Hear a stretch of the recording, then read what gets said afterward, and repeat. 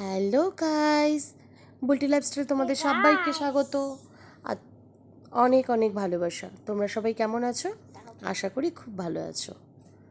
তো চলো আজকের ভিডিওটা এখান থেকে আমরা দুজনেই বেরিয়ে পড়েছি। এখন আমরা এই কোন দিক দিয়ে, এদিক দিয়ে না ওইদিকে? কোথায় যাই? এইদিকে এইদিকে নিজেরাই যাই না কোন দিকে যাবো। তো এখন চলো যেদিক যাই সেদিক যাবো। তো যাচ্ছি।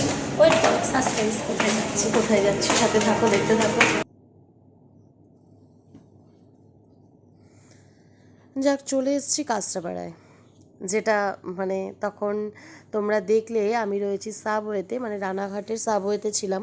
ওখান থেকে বেরিয়ে ট্রেন ধরে সরাসরি চলে এসেছি কাঁচরাপাড়ায় বিমল শাড়ি সেন্টারে। এখানে আজকে কী কী শাড়ি পছন্দ করি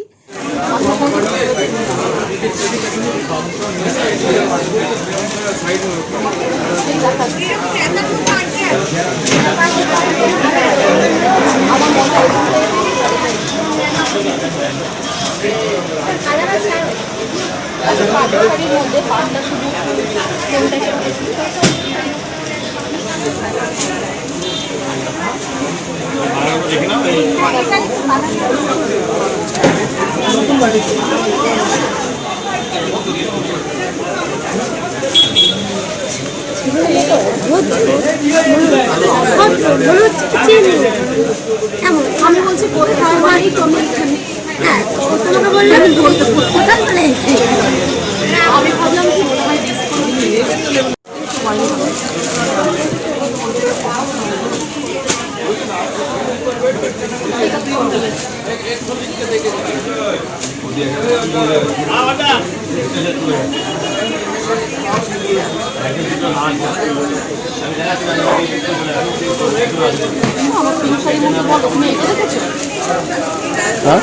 আমি যে শাড়িটা দেখালাম ওই শাড়িটা ছবিটা দেখাও কি তুমি?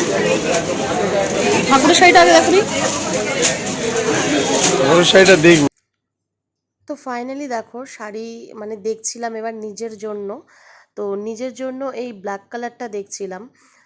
আমি কিন্তু মানে ব্ল্যাকটা একদমই পছন্দ করি না, কিন্তু রিসেন্টলি আমার এখন একটু মানে বলতে পারো ব্ল্যাক লাভার হয়েছি কিছু কিছু ক্ষেত্রে। তার সাথে হট পিঙ্ক, মানে অনেক দিন ধরেই মানে ইচ্ছে যে একটা হট পিঙ্কের শাড়ি পরবো। তো যেহেতু আজকে শাড়ি কিনতে এসেছি মানে কী উপলক্ষে সেটাই তোমাদের বলিনি। সেটা হচ্ছে তারাপীঠে যাব মায়ের মন্দিরে পুজো দিতে। তো তারা মায়ের জন্য একটা বেনারসি শাড়ি দেখব। তো এই লাল বেনারসি শাড়িটাই দেখা হচ্ছিল, এটাই তারা মায়ের জন্য পছন্দ করা হয়েছিল। তারপরে ভাবলাম লাল তো সবাই দেয়, একটু অন্য কালার নিই। তো একটু অন্য কালার দেখে একটা নীল নীল টাইপের একটা কালার নিয়েছি। ওটার বুটিটা একটু বড় বড় ছিল, আমার কিন্তু দেখে বেশ ভারী পছন্দ হয়েছিল। তারপরে শাড়িটা নিয়ে চলে এসেছি একদম বাইরের দিকে। বাইরে এসে বিনা বলছিল, মানে আমার বান্ধবী বলছিল যে ও দুটো কুর্তি কিনতে চায়। তো আমি যেই কুর্তিগুলো যেই দোকান থেকে কিনি ও সেখানটায় যাবে বলছিল। তো বললাম চলো। ওখানে গিয়ে ওর ইচ্ছে মতন কুর্তিগুলো পছন্দ করলো।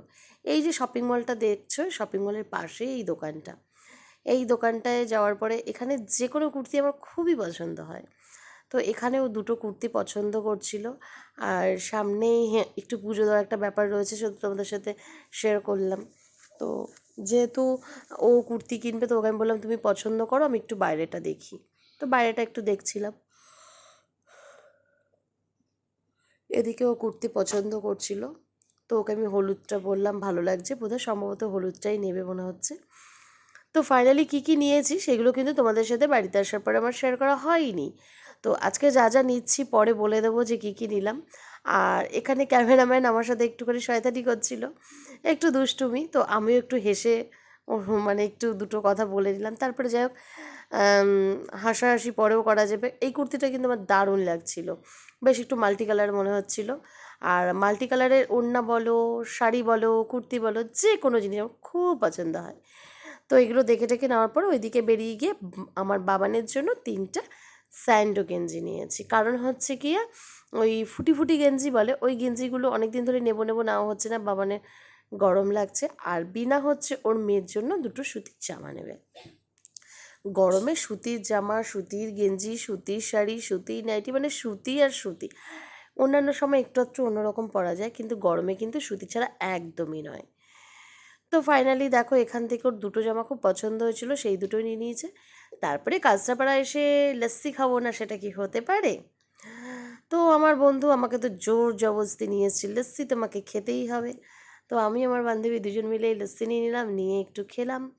আর আমি না পুরো এক গ্লাস ভর্তি করে খেতে পারি না, কেন জানি না, আমার পেট মনে হয় পুরো ফুলে ওঠে, এরকম একটা ব্যাপার। তো অল্প মানে এক গ্লাস দিলেও আমি মানে খেয়েছি, হাফটা খেয়ে হাফটা ওকে দিয়ে দিয়েছিলাম।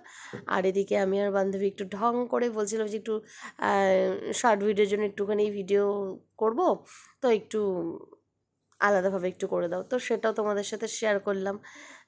তারপরে ট্রেনে উঠে গেছিলাম। আর এই দিনকে জানো তো, দিনটা ছিল শনিবার। বেরিয়েছি তোমার কটা বাজে তখন, আমি 3:53 ট্রেনটা ধরেছিলাম। আর বাড়ি ফিরেছি রাত্রি 9টায়, মানে ওখান থেকে 7টার পরপর ট্রেনটা ধরেছিলাম, কিন্তু তারপরে রানাঘাটে নেমে আমার কিছু কাজ ছিল। বাড়িতে এসে এই যে দুই ভাই বোনের একটু দুষ্টুমি চলছিল। আমার বাবান তো ক্যামেরা ধরছে রীতিমতন, দিদিকে বলছে দিদি তুই একটু ডান্স কর, আমি একটু ক্যামেরাটা ধরি।